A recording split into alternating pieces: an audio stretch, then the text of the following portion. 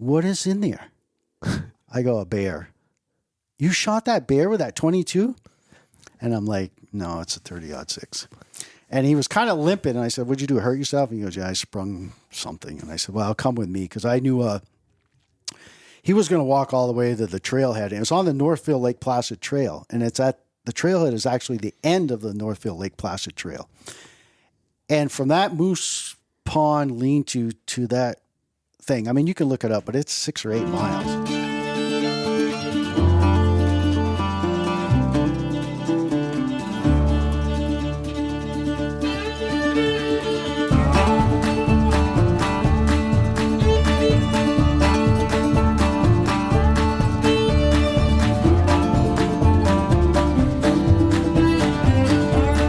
Welcome back to another episode of Northwoods Whitetails Podcast.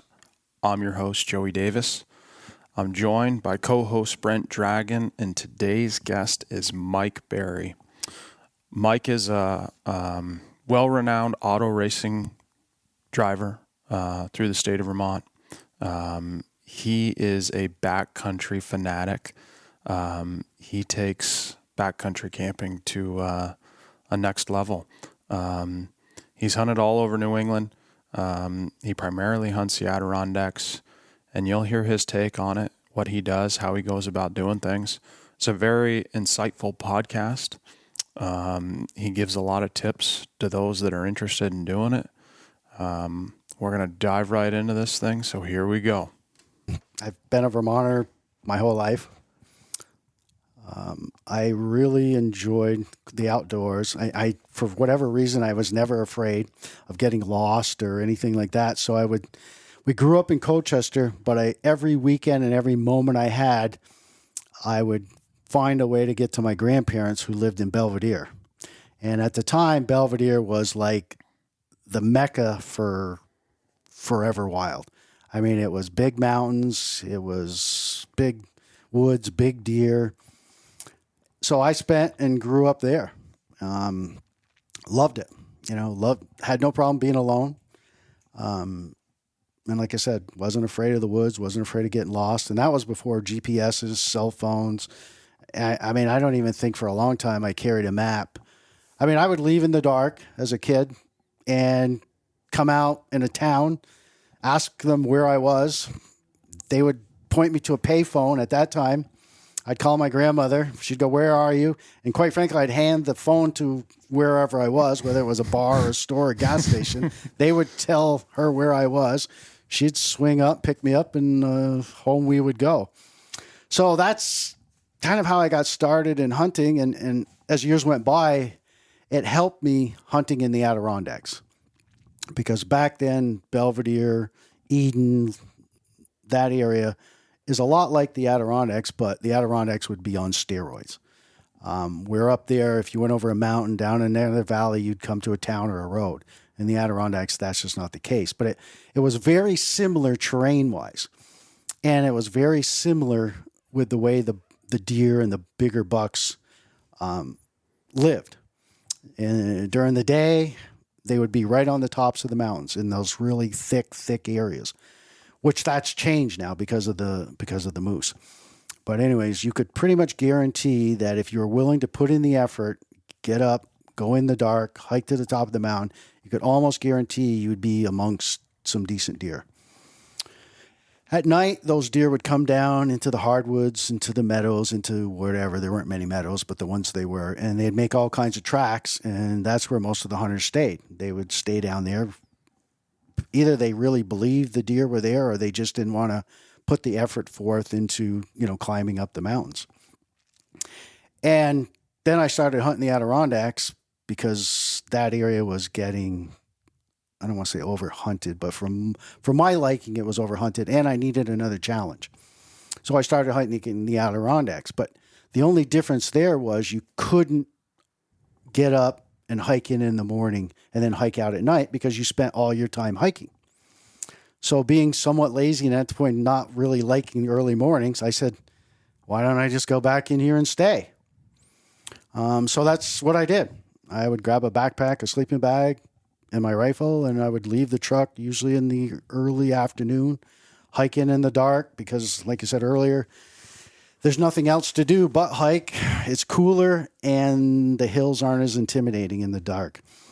And I would get within a couple 100 yards of where I thought the deer were, throw down my sleeping bag, and if I had a rain poncho, string it over the top of it, and then I would just hunt out of there.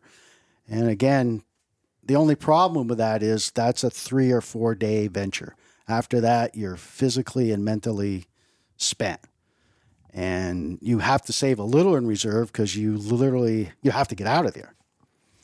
So, and it worked like a charm, because in the high peaks regions of the Adirondacks, the bucks did exactly what I was accustomed to them to do. You know, they'd come down in the hardwoods at night, chase doe, fight, eat, and then before light, they would be back up in the very tops, which some days it would just blow your mind because there would be bare ground and plenty of feed down low, and it would be as much as a foot of snow on the very top, but they would still go there, irregardless. That's where safety was. That's where safety was. And what I found is there's a transition area between where the hardwoods turn into the softwoods. And it's probably, it depends on where you are, but it could be from 50 yards to 150 yards wide. And that's where I spent 90% of my time. Just a mix of forest. Softwood. And what I would do, a typical day, I'd get there, spend the night, get up in the morning, usually at light, because at that point you had been in your sleeping bag from 12 to 13 hours. Because on a typical day, if you got back to your sleeping bag at dark, that was 5 o'clock. And you couldn't expect daylight again till probably 6 in the morning. And with the shelter you had, you literally had to get in your sleeping bag or you were going to freeze. So you would eat whatever it was you brought, and then you would lay there for 12, 13 hours. So you were happy to get out of there as soon as light broke. And what I would do is I would start walking that band of terrain. And hopefully if there was snow, I would find a track. Usually in the morning, the tracks were always heading up. And if that was the situation, I knew I had roughly an hour to 2 hours to kill that deer on his feet. After that, he was going to be laying down. He still could be killed, but you had to employ a little different tactic. Then you had to swing around him, get up behind him, and come up over the other side, and then try to pick him out of that nasty softwood. And that's how I deployed using binoculars. I mean, I used them all the time. In the evening, it was just the reverse. It was a little harder in the evenings to hunt because say you had no luck that morning and you got back to your sleeping or you were heading back and you were picked up a track coming out of the softwood heading through that band down into the hardwood. Then you had to make a decision of how tired were you? What you do down, you got to do back up. Right. But your odds of killing the deer were better in the afternoon than in the morning because now you had the high ground. And if you could time it so that you could get above them while they were in the hardwoods, but that was usually only about a half an hour, 40 minutes. Now that duration of time got bigger as the season wore on. But as the season wore on, it got snowier and colder. And if you think it's bad down at the road, it's really bad up there. So the mental fatigue set in a little bit quicker. But if you could catch them, I mean, if you got lucky and you were walking through that terrain, paralleling that elevation on the mountain, and you picked up a track of a buck coming out of his bed, heading down in there, and you would have to walk fast. Now it wasn't sneak. You got on that deer and you just took off after it. Now the downside to that is if you're walking fast, you're covering a lot of ground. And like you said earlier, that ground has to be recovered. And that's uphill at the end of the day. Mm-hmm. It's not like the old days where, at the end of the day, you're at 3,000 feet and your truck's at 1,000 feet. Man, that's all downhill. Mm-hmm. But now it's the other way around. And you're racing dark. It's got easier with GPS because you could find your tent, and if there was snow, you could always find it. But if there was bare ground, I can literally remember days where in the back of your neck, the hair would stand up because you're like, shoot, I'm not 1,000% sure I'm going to find this thing. It always worked out, but that worked like a charm. That literally worked like a charm. And I've been back in there hunting with guys, and I always would tell them that I could find them almost whenever I wanted because they would always be in the hardwoods. Because it's easy to get tricked into hunting the hardwoods because that's where all the tracks are, and that's where you can see. And most of the hunters I ever encountered were always sitting in areas where they could see a long ways. And I would just shake my head going, yeah, that's nice. If you're a photographer, you're right in the right spot. But even way, way back in there, you would think that they wouldn't be nocturnal. You would think if they didn't get harassed, why are they still so skittish? I've come up with two reasons, and one is they have been hunting in the past. I mean, years ago. But I've discovered that the doe that doesn't want to get harassed will find the thickest, gnarliest place they can find to escape the bucks. And the bucks have figured it out. So they will go and search them out. And I've only discovered that because I follow these bucks. And I would say, oh my God, what are you doing? You know what I mean? I mean, give me a break, find some easier walking. And eventually they would stumble on a doe, which was good and bad too, because normally if they were with a doe, you probably weren't going to kill them because the doe would bust you far quicker than the buck. Unless it was that perfect timing. If you all just met at that 15-minute where they were still running around and still had some energy. But if they were laying down, if there was a buck laying down with a doe, forget it. Now, I've shot bucks laying down by themselves in that thick stuff, but I have never, ever shot one that had located a doe. Well, actually, that's not true. The last one I just shot just happened to be with another buck and a doe, but that was just a freak coincidence. It was pouring rain. I just was going up this mountain, keep going and going and going, and I was like, what are you doing? And then just as I got to the top, I'm like, well, if I put all this effort in, I should at least come over the top with the wind in my face, which meant I had to walk all the way around it. And I just happened to pop up over, and I just happened to stumble right on them. And they just, with the rain being the way it was, it just completely caught them off guard with the wind in my face. And when the three of them stood up, the one buck took straight off. The doe stood still, which forced the other buck to stay still, which was the only thing that led to his demise. Mm-hmm.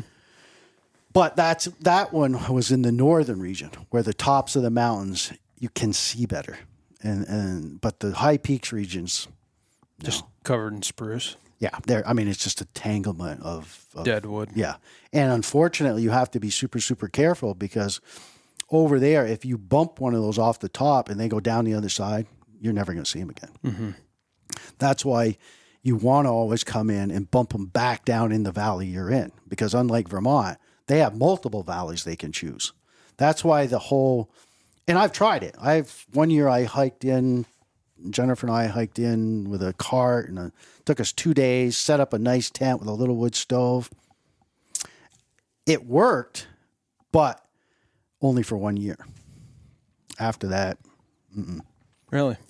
They wanted nothing to do with that valley after that. And I tried. And even that, we hiked in that 1 year. That was the only year I've spent 9 days. Well, 1 year I spent 44 nights in the woods in 1 year. And we should mention, you're not sleeping in a tent. Well, that particular time I was, but most of the time, the most effective way is a internal pack, a sleeping bag with a Gore-Tex bivvy, and a rain poncho. And it's just, travel light, travel deep. And there again, and with this setup, you're moving constantly.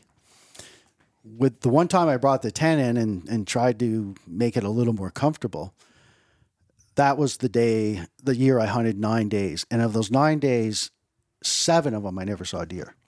And what I would do is I would get up in the morning about 4 o'clock and I'd open the flap of the tent. And if there was snow on the ground, I was gone. If there wasn't, I'd spend another hour, getting ready. And then I would do that quadrant thing, go out and pick an area and scout the living, out of it. And then that 7th or 8th day, I don't remember now what it was, I woke up, I opened the tent, and there was snow. And by 9 o'clock, there was a deer on the ground because I just took off because I knew there was a scrape line. I knew where I wanted to go. And I had at least one opportunity to be distracted because I picked up another track. And I said, no, stick to the plan, dummy. And I come up over a little rise and I look down and that scrape was jet black. And after that, it was probably 20 minutes. But I ended up shooting him 3 times. Was he on his feet still? Or well, was the he third bedded? time he was still on his feet because he had run right into a blowdown. It was like almost like a shooting carnival. I mean, I was following the track, but he was a little off to the right, and I saw him, and he went behind a spruce tree. He came out behind a spruce tree. I shot. And then he ran right around in front of me and stopped again. I shot again. Then he ran around here and stopped, and I shot again. Well, that third time, he had run right into the top end of a blowdown. So he was literally upright, but dead. And I only carried 3 bullets.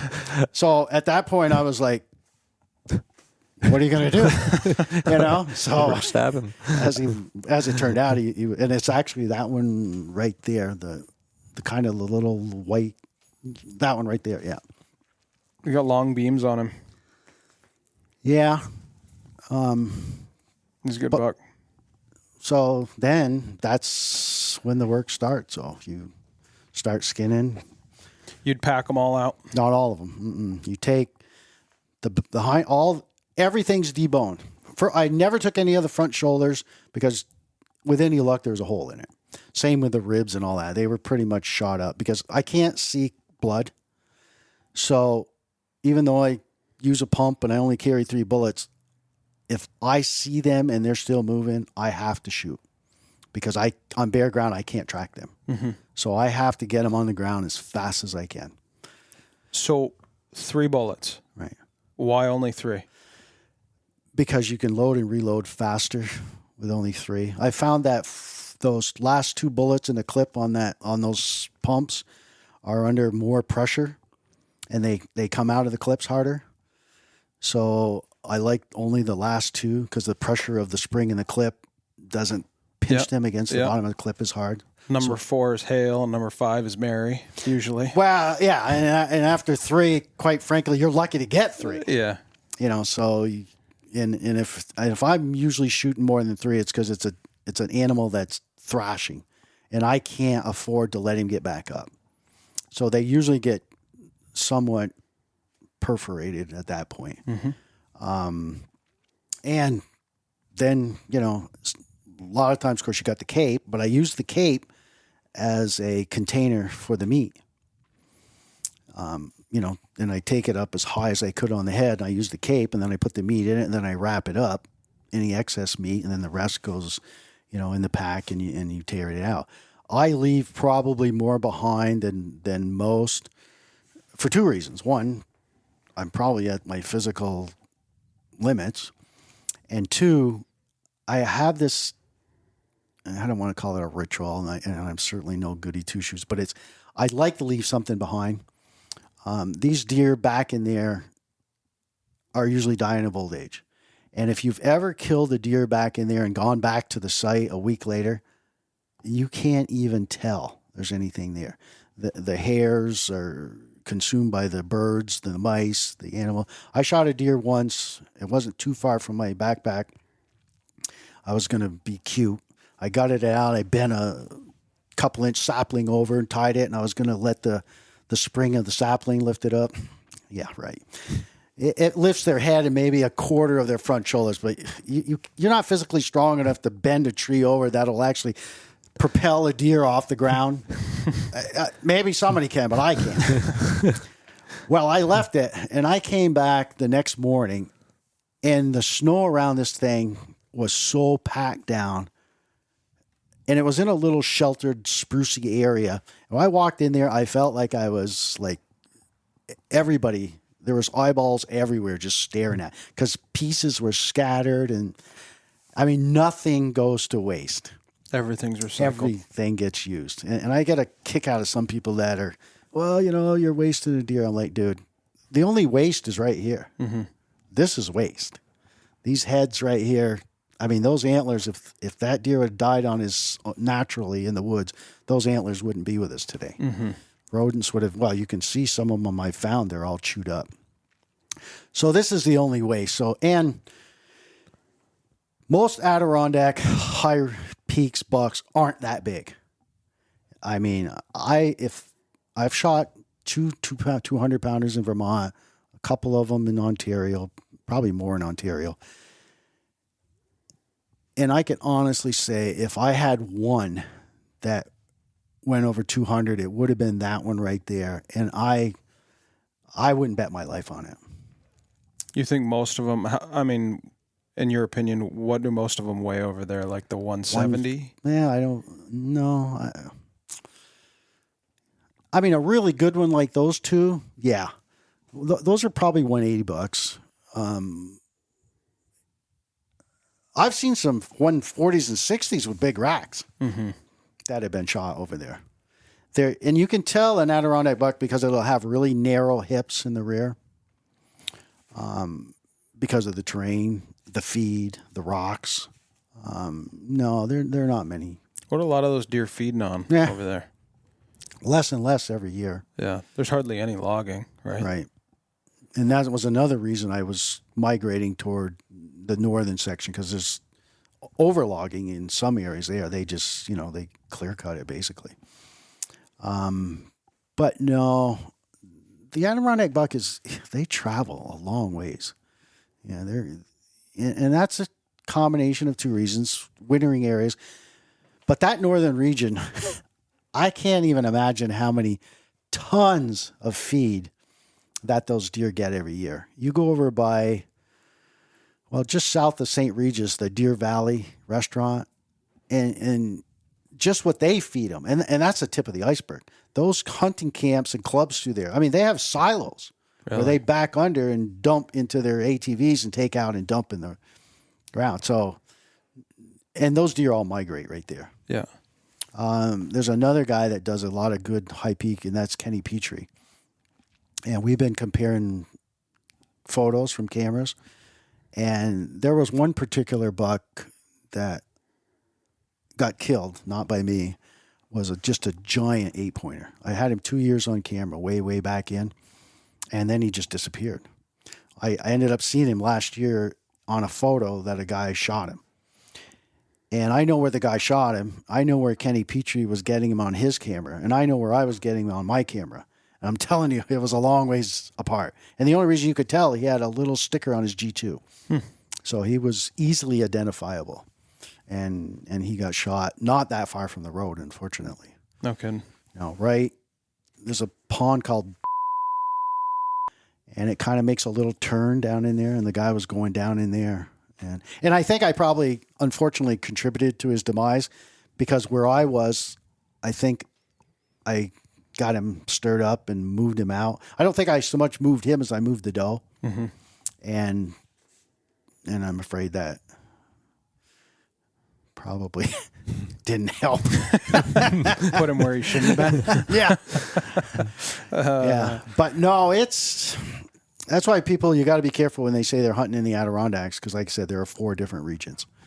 But the high peaks is, I think, the hardest. Physically, I think it's the easiest to kill a deer if you employ these tactics. Because you can almost guarantee where they're going to be bedding. Now, does that mean it's a 1 acre parcel? No. It's many acres. But if you get a little snow and you walk that transition area, and there's a huge advantage to sleeping in the woods. Your whole body becomes in tuned like it isn't when you step out of your truck in the morning. Because I've done both. I've gone to Maine, I've tracked, I've gone to Ontario. I mean, we've hunted Alaska, on Gala Bay, I mean, Northwest Montana. It's just not the same.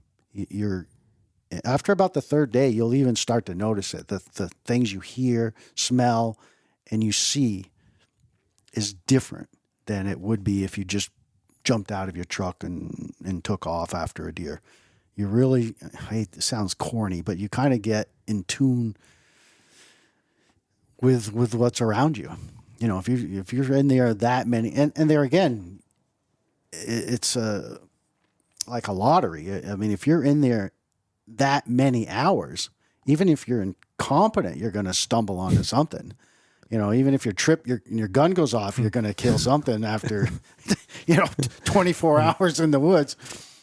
And another thing, the education, even sleeping in the woods at night is interesting because I've literally smelt bucks going by at night. You know, that's musty smell. And of course you hear deer a lot.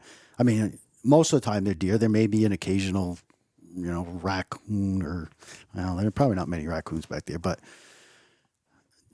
Ever have any incidences with bears or anything like that? Usually they hibernated at that point. No, I've been in areas where there are a lot of bears. Thought I was going to shoot a nice buck one day. I was watching a doe. It was bare ground. I heard this thing coming up the mountain. I'm like, oh, here we go, And it was a big old bear. And the bear stopped. He was coming right for me. Not that he was after me, but he was coming for me. And he stopped. He looked over at that doe and took right off and chased her right out of there. But it was a year where the beech nuts were absolutely everywhere. I mean, it looked like vacuum cleaners were going through the leaves. There was so much bear activity. And one day I saw 3 bear. Well, that particular bear, that was a really, really big bear. I shot that, it would have been my second night in the woods. And I didn't want to shoot him. I had that little pump the first day I ever hunted with it, and it had only been bore-sighted. And I was going in scouting, and I hiked quite a ways back in, spent the night, got the next day, and I was just on a mission. I had been following a buck a year or so earlier, and he had gone through this mountain valley, went down over the other side, and I found this massive chain hanging in a tree. And not that far from it was one of those logging pieces of equipment. I don't know if you've ever seen them. They got a bunch of pulleys. They're on a sled, and they use them to slow the load of logs down a steep mountain. There was one of those on the ground. And I had left the buck right there because I was afraid I couldn't make it back through the pass. There again, no GPS, no map, and I had to backtrack in the snow. So I left the deer and, worked my way back through. Well, actually, it was the day I shot that one, same day. So I headed to that thing, and it was just getting about 4:00. And I looked to my left, and there was a little creek, and this thing was coming head down right straight for me. And I'm like, shit. And there was this little creek between us. Well, when we went down the creek, he disappeared. But I knew he was still on that same trajectory. And I said, when he comes out of that creek, he's going to be like right on top of me. And I'm like, oh, okay. So I thought about it for a minute, and I didn't really know what he would do if I spooked him being that close to me within his, personal space. So I said, well, I hope the boar sighting was good. So he come up out of that creek, and I'm telling you, he was not very far away. And I just his head was down, and I shot him right in the back of the thing, and he never even moved. He just went boom right there. I was like, okay, now what? Well, actually, I think there's a photo right there of him. He's an absolute giant. So I started skinning him, and I said, well, then it got dark. I spent the night with him, got up the next morning, finished skinning him, made 2 mistakes. I didn't bring the skull out, which was a huge mistake, although I don't know if I would have been able to carry it, because I had to lay the bear out on a big rock and actually deflesh it in order to get it to a weight that was manageable. And I had nothing for food or clothes or anything. And I was on the other side of this mountain range. And I knew I couldn't get back up over that mountain range back to, my truck and stuff, which would still been 2 days. So I made a decision. I looked on the map, and I went down to number 3 and 4 lean-to, hit the trail, and then hiked all the way around. And I came up, and I'll never forget it. It was dark. It was lightly snowing. And I was coming up this ridge to Moose Pond lean-to. And I can show you on the map where it is. and there was a glow. And I'm like, oh, somebody's there, which was good and bad, because usually on a hiking trail, they're going to be hikers, they're not going to be hunters. So I walked up to the lean-to, and there was about 6 to 7 people there. And I'm like, oh, this is not good. So they were cooking cornbread and chili. This is the best part of it. And I, weaseled my way in the lean-to. I sat down, took my pack off. I had put my gun around the backside of the lean-to because I didn't want to freak them out. That gun right there. And I sat down my pack, took it off. And this guy, he comes over and he sits right side of me. And he starts talking to me and he goes, basically, how long you been here? I said, oh, this is the 3rd or 4th night. What do you drink? He goes, I said, water. Where do you get it? I said, out of the brook. He's like, oh, all right. So, and I've got no food. And finally, the guy who turned out to be the leader of the group, and it was a group of students from, I think, Syracuse University. And this was like an annual ritual that they would hike into this lean-to. So he goes, you want some cornbread and chili? I'm like, duh. So 5-10 minutes later, I'm, thinking I'm going to starve to death. I'm eating cornbread and chili. I'm like in heaven. So what happened was there was one guy that wasn't part of the group, and I didn't know that until the next morning. So the next morning I get up and I'm putting my wet socks back on, and this guy that wasn't part of the group goes, you don't have any socks? And I go, no. He goes, do you want some? I'm like, sure. So he gives me a pair of socks. And then he explains to me that he's not part of the group and he's hiking out that morning, and if he can hike with me. I'm like, yeah, I don't. It's a trail. I'm not going to take it. We didn't get 50 yards from the lean-to, and he stops, he turns around, he looks me in the eye, and he goes, you got no food, no clothes, but your pack looks like it's going to explode. What is in there? I go, a bear. You shot that bear with that 22? And I'm like, no, it's a 30-06. And he was kind of limping, and I said, what'd you do, hurt yourself? And he goes, yeah, I sprung something. And I said, well, come with me, because I knew he was going to walk all the way to the trailhead. And it was on the Northfield Lake Placid Trail, and it's at the trailhead is actually the end of the Northfield Lake Placid Trail. And from that Moose Pond lean-to to that thing, I mean, you can look it up, but it's 6 or 8 miles. But I had figured out about halfway a way to bushwhack down to the Averville Road. And then I would park there and I'd bushwhack up and hit the trail. So I said, why don't you come with me and, I'll help you so you don't have to walk the rest of the way. But yeah, that would have been the 3rd or 4th night, I think, just for that goofy thing. You, when you went into the woods and you were going to camp, how much food did you bring with you, or did you bring any at all? It did vary from time to time. I've tried everything. And I've even tried, those little mini burners to heat water and dehydrated food. I mean, that's the best thing, because I wouldn't build a fire. I mean, occasionally, but rarely build a fire. Before you go too far, why wouldn't you build a fire? 2 reasons. This material hates sparks. My sleeping bag is Gore-Tex and down. Expensive. And if you've ever built a fire with soft wood, you know that you're going to end up with burn marks all over you. So I didn't really, and I also have a Gore-Tex liner to double the waterproofing. I didn't want any of that. Those materials were not very good around fires. And 2, I didn't want the smoke. And 3, it took too much time and energy. Mm-hmm. Because I tried to spend the night with that deer with absolutely nothing. That was when I said I found that chain. One morning I got up and I had put up like a half-assed tent with a piece of plastic about 3 or 4 miles from that was my base camp. So one morning I got up and I said, I'm going to travel light today and I'm going to travel far. And I took off and got into a valley and picked up a track, went over the top, down the other side into this other valley. And that's where I found that chain and that other stuff. Well, on the back way out, it started to snow really, really hard. So I said, I got to get out of here, because if it covers up my backtrack, I ain't never going to find my way. So I bust back and I bust out right where I picked up the track, and there's a little 4-pointer standing right there looking at me. I'm like, no, dude, it ain't happening. It just ain't going to happen. I appreciate the offer, but it ain't happening. So then I started walking through some hardwood down through, and I jumped another buck, and he's running up through, and he was a decent buck. But there again, I'm like, no, it ain't happening. My focus right now is to get back. Well, then I came to a point where I had a decision to make. I could cut through this big swamp, which was shorter, but I had to get through there before dark set in, or I'd be in big trouble. Or I could walk all the way around through the hardwoods. So being lazy, I said, no, I'm going to take the shortest route. Well, I got down in this swamp, and I stood right in a deer bed with absolutely no tracks going into it. And I'm like, whoa, this thing is smoking hot. And he rubbed on some brush, nothing big.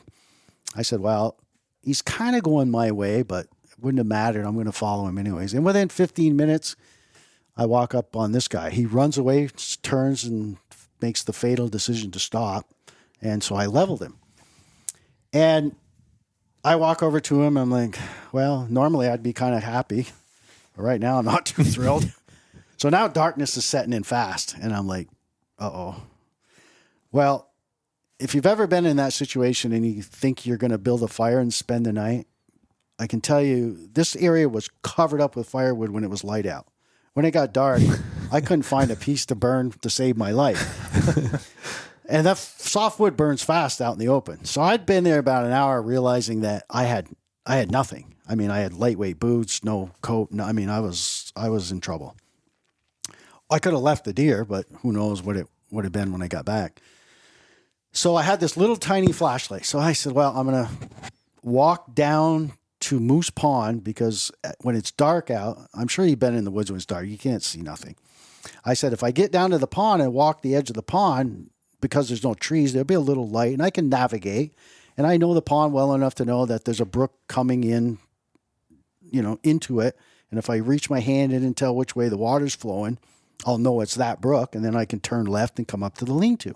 That same Moose Pond lean-to. So I start walking down through the woods with my flashlight. I get about halfway and the light goes out. I'm like, well, ain't this sweet? So I turn around, the fire's still going. So I walk all the way back to the fire, but I'm back at square one. And then I'm like, I'm fiddling with the flashlight. It comes back on again. I'm like, great, good to go, right? No. Get about the same distance, goes out again. I'm like, well, I'm committed now. This is ridiculous. So I waddle down to the beaver dam. If you've ever walked the edge of a beaver dam with the alders at night carrying a rack of antlers and a bunch of meat, it's not fun. So I finally maneuver around. I find a brook. I stick my hand in it. I'm like, yeah, it's flowing into the pond. Turn, walked up the bank, and there's the lean-to. And I had about a 2.5 second smile on my face because I'm like, well, what good is this going to do you? If you think it's hard to find firewood in the woods, try it around one of them lean-tos. There is Everybody's picked over. So I'm like, well, this is great. But at least there's a trail. Luckily, I had lightweight boots on. I could actually feel the trail through my boots because it would be packed down. When I step off the trail, I could feel it, being soft. And if I got really confused, my light would work for like a few seconds. So I'd turn on, back on trail.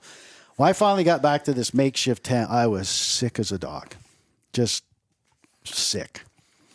And woke up real late the next day and was actually kind of surprised. I thought I'd have to stay another day just to recuperate to come out. But I did make it out the next day. And those are the things that you keep logging in your mind. And next year comes along, you're like, have you forgotten? Are you really that slow? So that's why after a while you just can't. But I've seen some really big deer back in there. Do you feel as though you hunt better when you have less food? Do you feel as though when you're hungry? Do you feel as though you hunt? No, not at all. No, that because I'm not hunting the deer for food. No, I've tried that.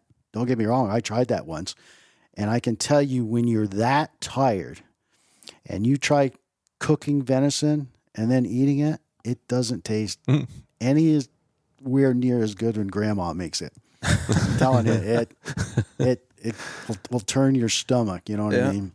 When they say, "Oh, it's really fresh, it'll taste really good." Well, maybe if somebody that knows how to cook, but no. I've even tried sticks over a fire after a shot of deer. No. I mean, maybe if you're accustomed to eating raw meat or cooked meat, freshly killed, and nothing else, you might warm up to it. And after 3 or 4 days, I'm probably, you'd be more than warmed up to it. You'd be thrilled to death. But I always knew I had an exit. I mean, it would take, a number of hours, but I always knew I could walk out. So I never, but as far as food, I got really good at eating those power bars, those flat power bars. I like those. But no, and like I say, those type of hunts, 4 nights is about all you can stand. Yeah. And then you start talking to yourself. Yeah. And actually, I still regret this one. I was back in there, and this time I was in the lean-to. I didn't even have this. And those are the worst, by the way. I'd rather sleep here than in a lean-to. Lean-tos are rock hard. There's really no protection. So it's cold. Yeah. And you'd get up in the morning, put your boots on. And at that time, I was wearing the boots with the rubber bottoms, the leather tops, so I could untie them and with the thin felt liner, so I could sleep with my clothes in the sleeping bag to dry them out. So a lot of these people that don't realize that you take your clothes off and stick them in the bottom of the bag. No. The setup is you have a sleeping bag. Mine is a expensive Gore-Tex bag, and there's the reason it's Gore-Tex. And then you have a self-inflatable or any mattress, but you always use the 3/4 one, the shortest, because your weight is everything. And all you really do is it supports your body from your knees up to your shoulders. Then you put all that inside of a Gore-Tex bivy, which is nothing more than a bag. About the same, it's the exact same shape as your sleeping bag, but a little bit bigger. That is for 2 reasons. Extra protection, but it keeps your pad from sliding out from underneath you, so it keeps it contained. But that's where you put your clothes. So your clothes, which are usually always wet, are between 2 layers of Gore-Tex. The water in your clothes can't seep down into your down feathers, because that would be a disaster.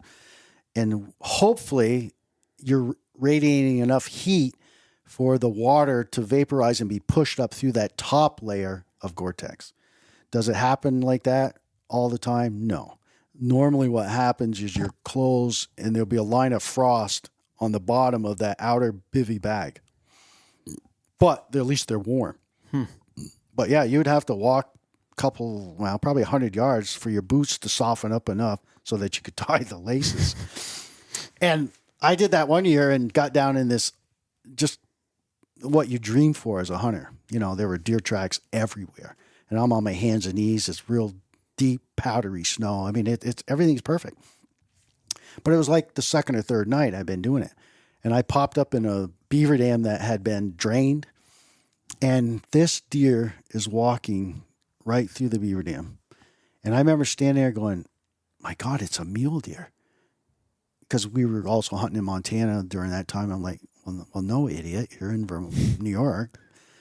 Well, I must have done something, moved, talking to myself, whatever. Well, the deer stopped, turned, looked right at me. I'm like, oh, God, that's a big deer. So I picked up, because I've shot this one and that one. I shot them both right in the throats. So I said, well, I'll just do it again. No. Pulled the trigger and nothing happened. The deer's like, nice try, And I was stunned because I'd gotten kind of arrogant or confident or just, I don't know what it was. So I didn't even reload because I figured he was just going to drop like a stone. Well, he didn't. And of course, when I reloaded, he turned and ran. And even when he ran, I was like, boy, you are stupid. You're running right straight away. You're not going to make it. Well, I still can see the crosshair as the bullet went off going right between his antlers, the bullet. You know what I mean? Mm-hmm. You know how you can tell if you don't shut your eyes when it goes off, you see that little flicker of flame. So I knew I missed the second time. So I was a little discouraged, but, he seems dumber than me, so who knows? So I followed him down this creek. He came out, popped out in this only place you could see anywhere. And there was one spruce tree about the distance that Brent is from me there. And I'm standing behind it, looking around. The whole time, this buck's walking right straight for me. I didn't know it. And all of a sudden, I figured I'd seen everything there was to see. And I took a step and I turned and he came out from behind that tree and he wasn't 15 yards. And I don't even remember if I shot, to be honest with you. I just know at that point a switch went off and I was done. it was over. In hindsight, if I'd had a little more fortitude, I'm pretty sure I could have killed that deer. But that was it. I knew I had just enough in reserve to get out of there. So I just left. I just went back, walked back to the lean-to, packed up my stuff, and just walked out. I just could not physically do it anymore. Yeah. Wow. So That's it's unbelievable. Yeah. And I had another one that I got to the truck and tears were running out of my eyes. I shot one in Giant Mountains, matter of fact. Back at that lean-to, I'd hike. I'd watch the weather, and if it looked like it was going to snow, I'd take off and hike in, because it was easier walking when there wasn't any snow. Well, I got way back in there, and it dumped snow bad. But I got up in the morning, out of my sleeping bag, walked up to the mountain, got up, picked up a track that was going down the mountain. I didn't go very far. I looked down. He was down there in his bed, and I shot him. I dragged him down to the trail, which was completely filled in with about 1.5 feet of snow. Went back up to the lean-to, grabbed my stuff, came down, packed him all up. And the pack was so heavy that you don't take it off. You just sit on a rock with it on your back. And you can't even put it on. You set it on the rock, and then you slide into it. Well, I had to break trail from there with that pack all the way back to the truck. And I remember telling myself about every third time my leg cramps, if I ever get out of here, I will never, ever come back here again. And I don't think I did. It was one of those deals, when you're all alone, you talk to the big guy, and you're like, dude, get me out of here, and I won't come back. I swear to God I won't. Promise. And I did. I remember tears were just starting. I was like so physically exhausted that I just, wasn't. But it works. I will tell you, if you want to shoot deer in the Adirondacks, and if you want to do it consistently, it will work. But you're gonna, but I will tell you, it's easier now than it used to be, because the gear available is so much better. Even though I had the best sleeping bag, even today, that would be as good as you can get. The air mattresses are better today, but the clothing, Kuiu, I wear that stuff all the time now. That stuff is utterly amazing. More so because it's lightweight, but you can ventilate it. Because the way I hunt is I go really, really fast until I'm into deer, then I stop. And if I'm overdressed, I sweat and get tired out with heavy clothing. If I'm too light, I can't slow down enough when I get to where the deer are. So with the Kuiu stuff, you got so much ventilation in the pants and stuff, and they're so lightweight. And so you can travel really, really fast and cover a lot of ground. And then when you get to where you think your odds are, improved, I pull the zippers back up, bring the straps back in, and I'll usually carry. My hands are my weak link.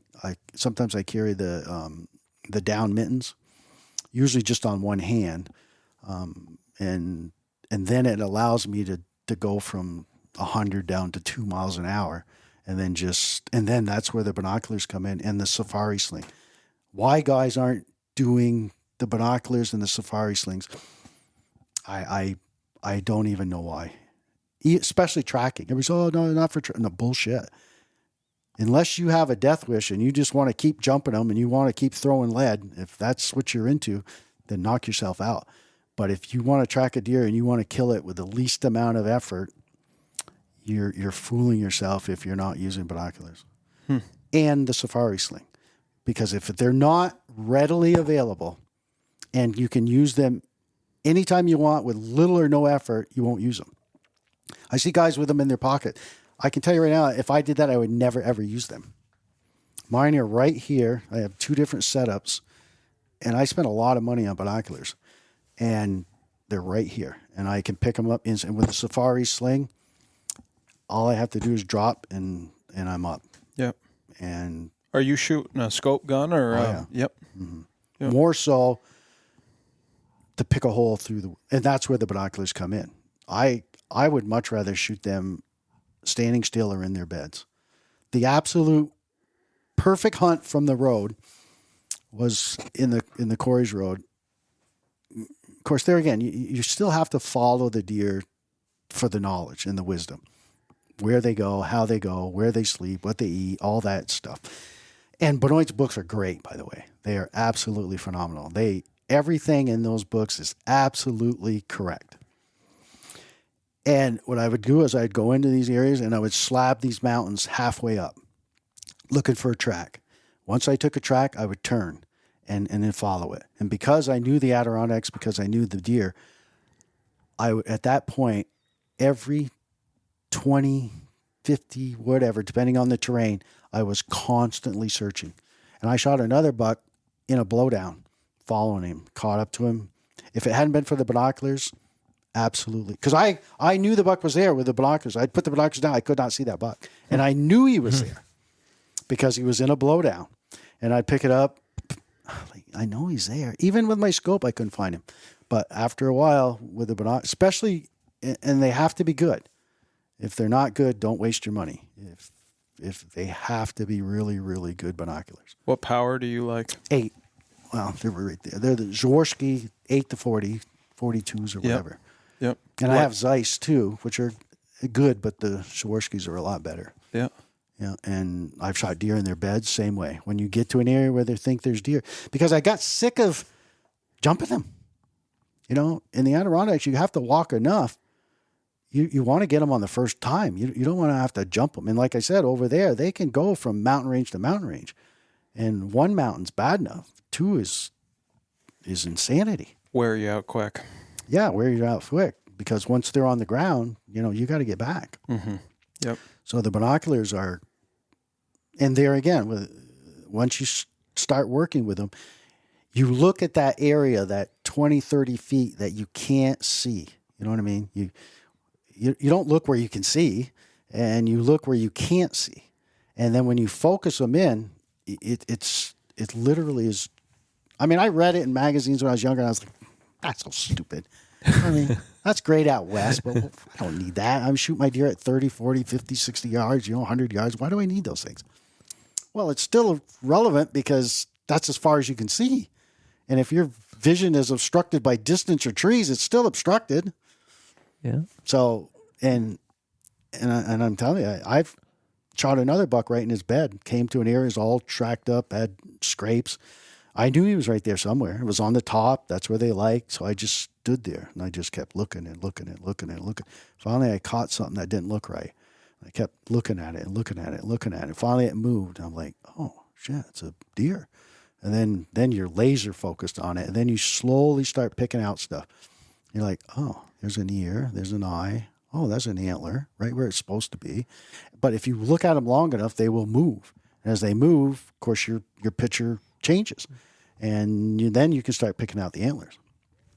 The quality, is it because if they're not a good quality, everything gets blurry? Yeah. But yeah, you need that clarity because you're looking at that area, you can't see anything. Yeah. And that area, I mean, you're trying to pick out small stuff, an eye, an ear flicker. I can tell you at least 3 buck I would never have shot without the binoculars. One was in his bed on bare ground. One was that one I was telling you about that I slabbed him out and caught him with that. You just and another benefit is, and this sounds a little arrogant, but I don't want to shoot a small deer. And the problem I've had in times where I've tracked them, the longer I track them, the bigger the deer gets. He may have started out a 4-pointer, but by the time after 3-4 miles, he's growing a point every mile. and I've literally told myself, you don't shoot this deer until you know what it is. And I failed. After about, 3, 4, 5 hours or whatever, this deer jumping, making an absolute fool out of you. Now it's like revenge. And I've literally shot them, brought the gun up and shot. And the whole time, every alarm in my head is going off going, no, don't do this. And I'm like, but it's just, it's like reverse buck fever, I guess. It's like, and you want it to be big. And the further you're in the woods, your imagination runs away. And I said earlier, that was another reason. I was so far back in, there were no hunters. There had to be a Boone and Crockett behind every tree. Oh, no. No, there just isn't. there isn't. I probably walked by more bigger buck when I left the truck than there's back in there. I ran into a guy back in there one day. His name was Alan Fishman. He was from New York City. Unbelievable guy. And I'm not saying that in necessarily a good or bad way, but he was just obsessed with getting an Adirondack buck. When I ran into him, I was back in Ward Brook, which was good 5-6 miles. He had a heavy pack on and 2 of those buckets that, you get drywall in. And he got so he would walk, drop the bucket, go back, get another one, kind of leapfrogging down. I'm like, dude, you're never going to get there at this rate. So I helped him. We started talking, and he was something else, this guy. He had 2 goals in life: to catch a big brook trout and to shoot an Adirondack buck. Occasionally he'd call me, and he'd go, I walked way back in the mountain pond. All I saw was this tiny little deer track. I'm like, yeah?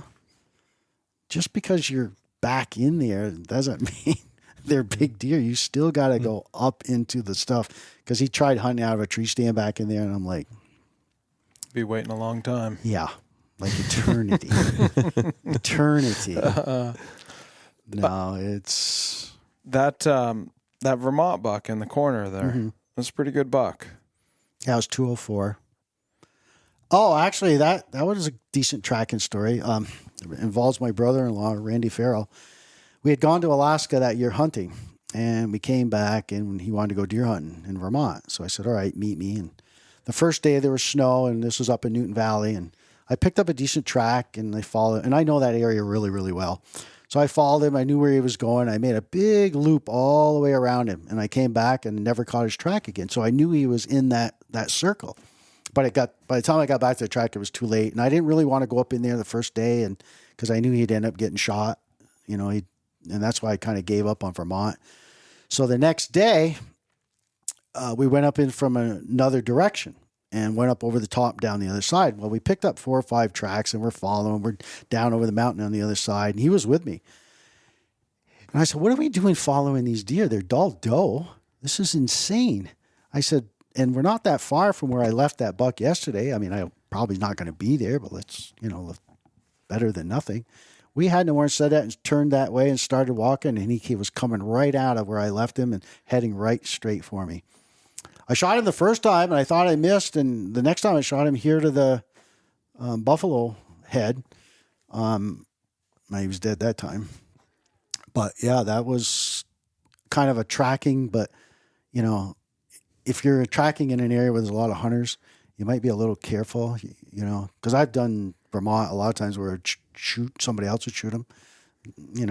If it's somebody you like and that's one thing, and if it's a couple days into it, it's not quite as exciting. No, definitely not. The only way I justify it is, good dragging, bud. Yeah. Gotta go.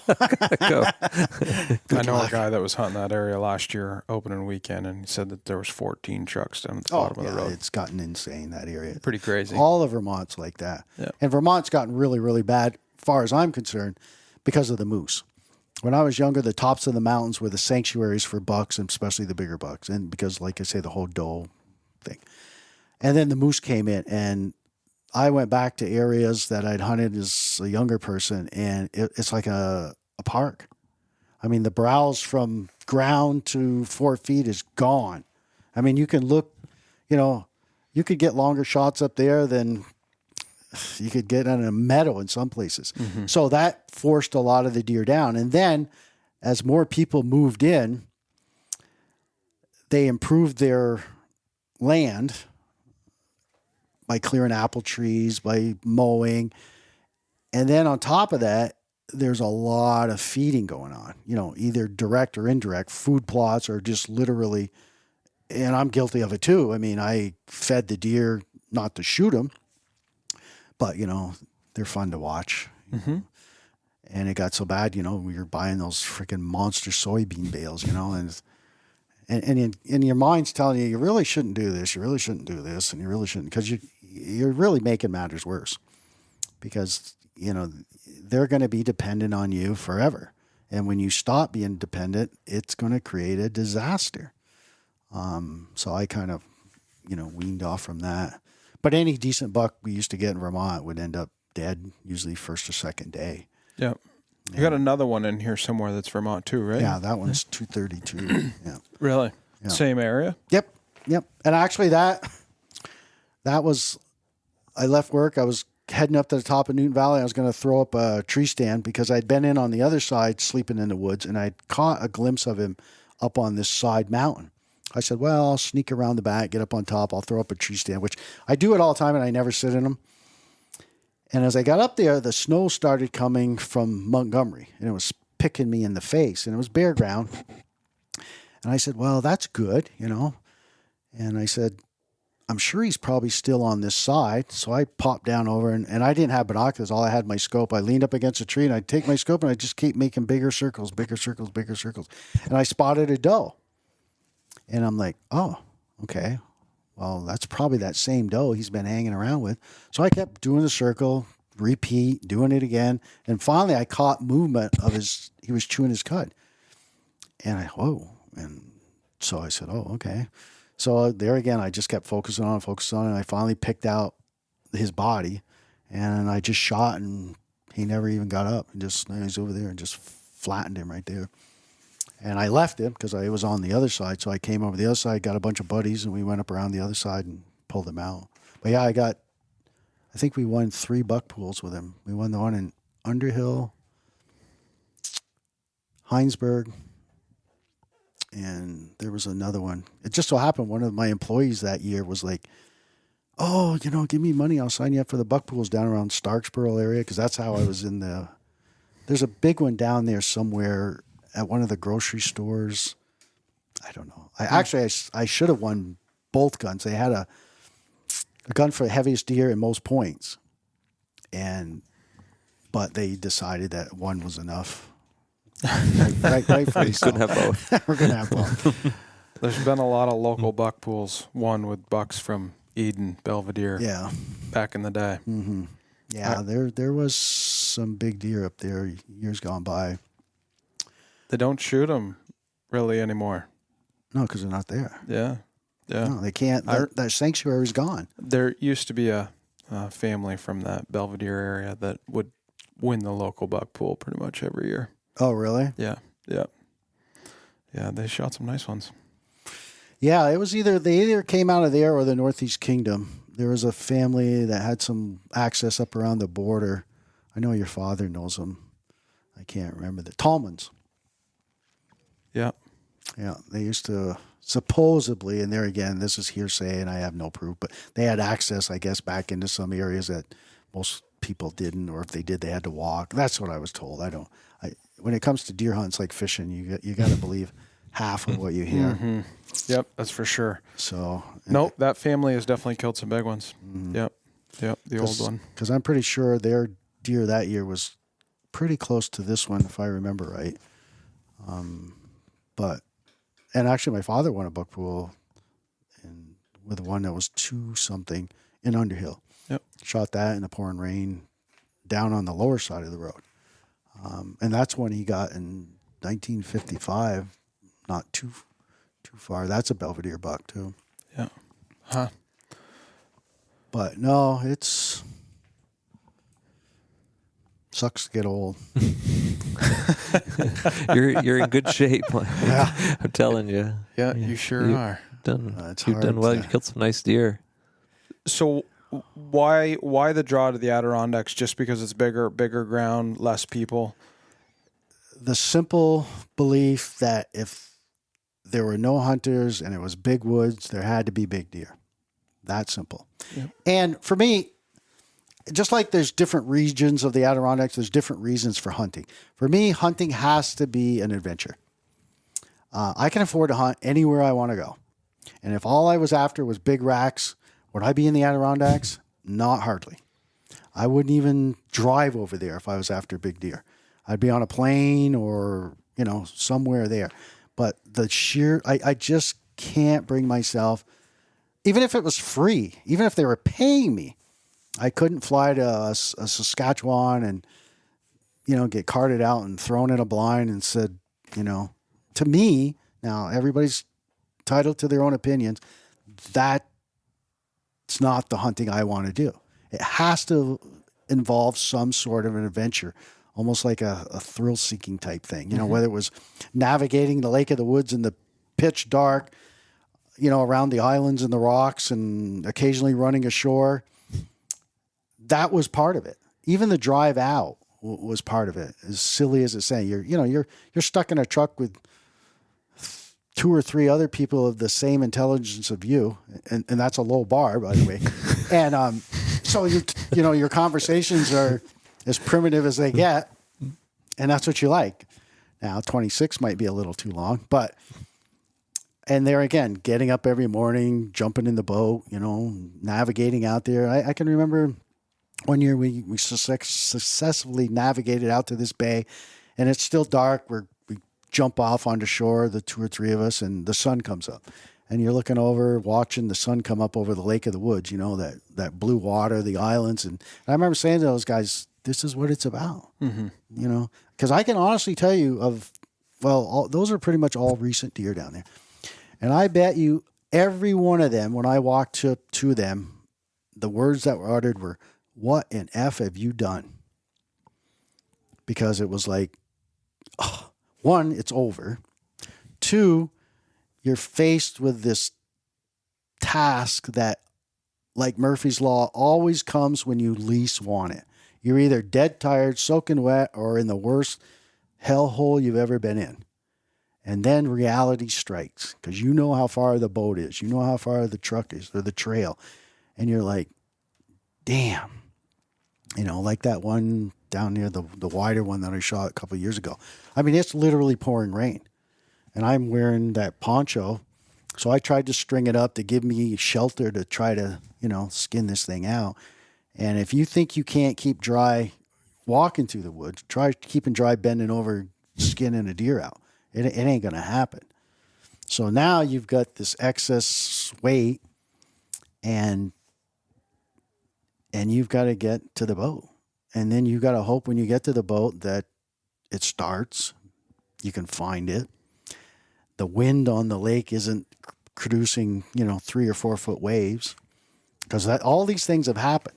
I've come out of these channels and the lake is like, oh my God, I'm sure the Titanic is around here somewhere. So and that's another thing with that particular motor. I can run in such shallow water. What I do is I run right along the edge. And this only for the simple reason that if I capsize, I don't have far to go. Which is good and bad, because usually the waves are a little, worse right there. But there again, at least I can jump off and probably just stand in the water versus try to swim. I remember one time, I think I even took photographs. I unloaded the boat. I had the little 2.2 Mercury outboard, went up the river, got to the lake, went all the way across the lake. Now I'm an hour and a half into this adventure, and I came to the bay, and there's ice, probably 75 feet of ice from shore. And I'm like, ain't happening. I'm not turning around. So it's like, got the boat, flung it up on shore, tied it off. I didn't get 20 feet from the boat, and I hear this racket. I'm like, the hell? And of course, I'm worried about the propeller, like I mentioned earlier, freezing in the housing, and then I'm losing my cooling on the outboard. But it's even worse than that. And I said, I better go back. I went back, and my boat had slid right back down to the shore. Now, at that particular time, it didn't seem like a big deal because there was still ice. It wouldn't have gone anywhere. So I said, oh, Jesus. So I pulled it way up on shore, tied it up. Well, I went hunting all day. And while I was hunting on top, I noticed there was a lot of wind coming from the direction I didn't really want it to come from. So I get bound to my boat, and it's like 1 foot to 2 feet of ice. All that ice that was in the water is now up on shore. But that ain't the worst part. All the waves that push that ice on shore are still there. So now you put your boat out in the water, and you're in shallow water, and you can't drop your outboard because it's not deep enough. So you try to row out where the water's deep enough. Now you got to try to start this motor as fast as you can before you get pushed back into shore. And then if you do make all that and you start motoring, all you do is focus on that little spittoon where the water comes out on an outboard. You're like staring at that thing. And because there's one place, there was a major river coming in that I had no way back to the truck unless I went past that point on the lake. And I remember going, looking. I'm like, oh, Lord. And that was another time I was like, dude, get me out of here. I'll never come back. Sure enough, you see it drip, drip, and you're like, good to go, right? And then you get back to your thing, and then I went and bought that one because that one is air cooled. I don't have to worry about that. I can run that thing right in the sand. Yeah. And it's a Honda, so pretty dependable. So I absolutely love it. Get you anywhere you want to go. Right, get you. But that doesn't mean you still can't be totally stupid because it won't cut ice. It's not an icebreaker.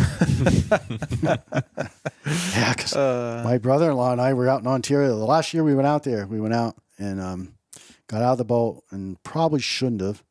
Went hunting, came back, and this thing was frozen in bad. I mean, bad. And we're breaking ice, trying to get out to open water. And my brother-in-law, God love him, but he uses his outboard for a tiller, a rototiller, because he's up front, driving the boat. And I'm in the back, and mud and dirt and stones are coming up. I'm like, you might want to raise that thing up, dude.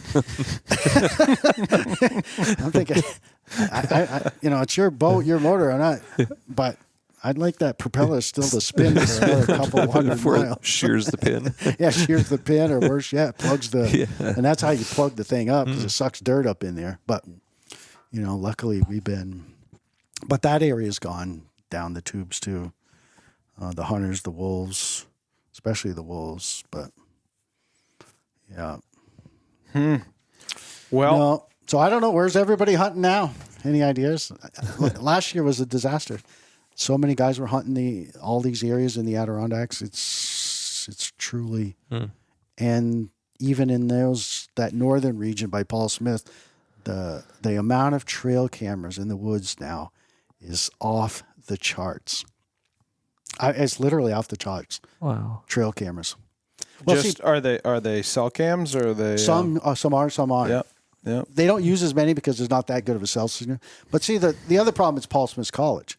They do a lot of research and stuff.